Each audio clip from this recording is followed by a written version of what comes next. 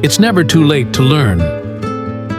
Keep your English journey going.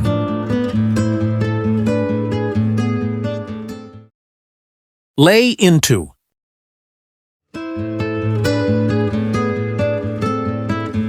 Jack, you look stressed. What happened?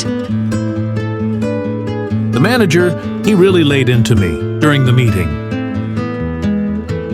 Laid into you? What does that mean? It means he spoke to me very angrily. So he talked in a harsh way? Yes, he laid into me because the report was late. That sounds tough.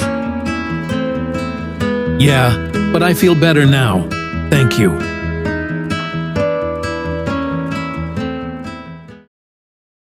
Let's listen.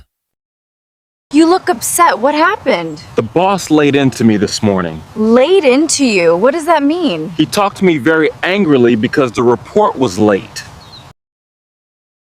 You look upset. What happened? The boss laid into me this morning. Laid into you? What does that mean? He talked to me very angrily because the report was late.